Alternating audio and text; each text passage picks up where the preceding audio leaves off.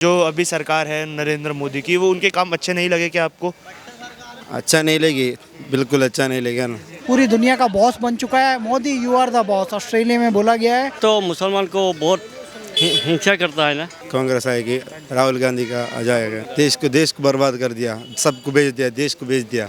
Railway station बेचा, वो बेचा, सब कुछ कर दिया। मोदी जी ने तो अभी 10 लाख नौकरियां दी है, 71,000 3-4 दिन पहले दी है। तो वो कमिटेड है जो काम कर रहे हैं, इसीलिए तो मोदी जी को लोग बार बार जिता रहे हैं। क्या लग रहा है कौन सी पार्टी बाजी मारेगी? कांग्रेस पार्टी। मोदी जी ने हिंदू राष्ट्र की मैं कह रहा हूँ जो हम संकल्प लेके चल रहे थे उसे उन्होंने शंखनाद कर दिया संसद में नंदी महाराज को बैठा के। देश विकास के पथ पे चल रहा है। देश चीन और पाकिस्तान को सबक सिखा रहा है। देश सर्जिकल स्ट्राइक कर रहा है। देश 2-2 वैक्सीन बना चुका है।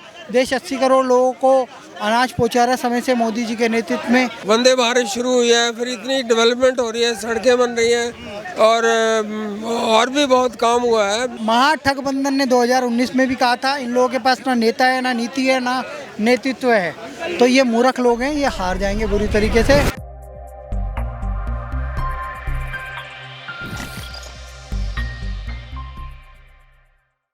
नमस्कार सर। हाँ जी, क्या नाम है आपका? मोहम्मद शमसुलुदा। कहाँ के रहने वाले हैं? हम गुवाहाटी के रहने वाला, असम में। सर, अगले साल हमारे देश में प्रधानमंत्री पद के चुनाव है, तो क्या लग रहा है इस बार प्रधानमंत्री कौन बनेगा? अच्छा, केजरीवाल बनेगा। केजरीवाल लग रहे हैं आप? केजरीवाल हमको बहुत अच्छा लगता है। क्या अच्छा लगता है आपको? तो जो बातचीत करता है, जो देश में चलाता है, दिल्ली में बहुत अच्छा लगता है। गुवाहाटी में गया है, बहुत अच्छा बात करते हैं। हमारा असमी आदमी बहुत खुश हो जाता है, खुश हो जाता है। आपके असम के जो सीएम है हेमंत बिस्वा शर्मा, वो कैसा काम कर रहे हैं? वो तो मुसलमान को बहुत हिंसा करता है ना,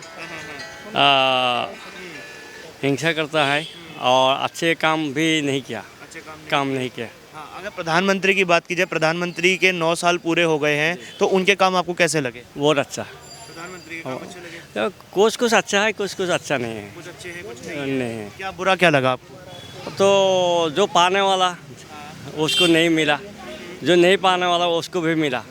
हाँ, और अच्छा क्या लगा? तो बातचीत तो अच्छे है, देख जैसे चला है तो अच्छे है। हाँ, अच्छे हैं। अगले साल देश में प्रधानमंत्री के चुनाव होने वाले हैं, क्या लग रहा है कौन सी पार्टी बाजी मारेगी? तो वो तो खुदा के ऊपर है, कौन सा पार्टी कर को। पर आपकी कुछ तो मर्जी होगी, आपको क्या लग रहा है कौन आना चाहिए? हमारे दिल में आना बोल रहे कांग्रेस आना कर को। कांग्रेस आएगी, राहुल गांधी का आ जाएगा। आपके केरला से ही सांसद भी हैं, वो वायनाड से। हाँ, वायनाड से तो हमारा राहुल गांधी है ना, तो हम इधर मरकज़ में आया। अच्छा, एक बात बताइए, जो अभी सरकार है नरेंद्र मोदी की, वो उनके काम अच्छे नहीं लगे क्या आपको? अच्छा नहीं लगी, बिल्कुल अच्छा नहीं लगेगा ना। अभी तो क्या बुरा लगा आपको? देश को बर्बाद कर दिया, सबको बेच दिया, देश को बेच दिया।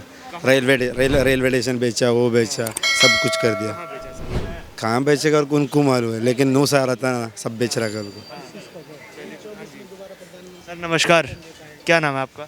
सैयद हुसैन। कहाँ के रहने वाले हैं? मैं पुणे महाराष्ट्र का रहने वाला। सर, अगले साल हमारे देश में प्रधानमंत्री पद के चुनाव होने वाले हैं, क्या लग रहा है कौन सी पार्टी बाजी मारेगी? कांग्रेस पार्टी। कांग्रेस पार्टी लगेगी? जी जी। क्या कारण है, ऐसा क्यों लग रहा है आपको? ये महंगाई से जनता त्रस्त है। 200-300 रुपये का सिलेंडर 1300 रुपये हो गया है और सब तरफ महंगाई है, तो क्या करेंगे आम जनता।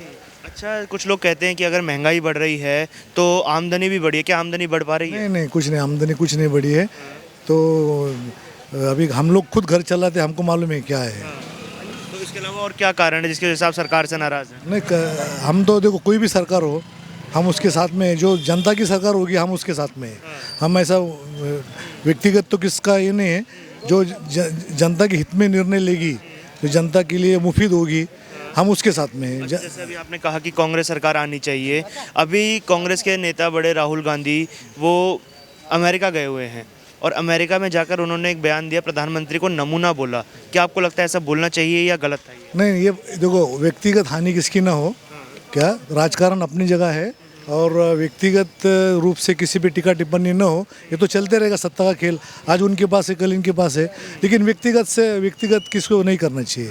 ये लोग भी तो बहुत व्यक्तिगत करते हैं, फिर वो लोग भी आज जो राजकारण का स्तर है ना, वो बहुत नीचे आ रहा है। ऐसा नहीं होना चाहिए। सरकार के 9 साल पूरे हुए, सरकार ने कुछ अपने काम भी गिनवाए हैं, जैसे एक्सप्रेसवे बनवाना, नए एम्स, एयरपोर्ट बहुत सारे बन रहे हैं, IIT IIM बन रहे हैं। तो क्या ये डेवलपमेंट को जनता नहीं देखेगी इस बार चुनावों में? नहीं देखो, आम जनता जो है ना, आम जनता को मद्देनज़र रखते हुए जो महंगाई बढ़ी है ना, देखो आम आदमी जो है, जो झुग्गी झोपड़ी वाला है, वो क्यों जाता है एक्सप्रेसवे पे, क्यों जाएगा वो? उसको तो उसको मालूम भी नहीं है। तो उनकी जो विकास है ना, उनका वहाँ तक विकास पहले जाना चाहिए, बाद में वो तो बहुत ज़रूरी भी है, जैसे एक्सप्रेसवे है, लेकिन पहले जो है आम जनता का विकास होना चाहिए। क्या जो झुग्गी झोपड़ी में रहते हैं बहुत सारे, बहुत सफ़र हो रहे हैं वो लोग।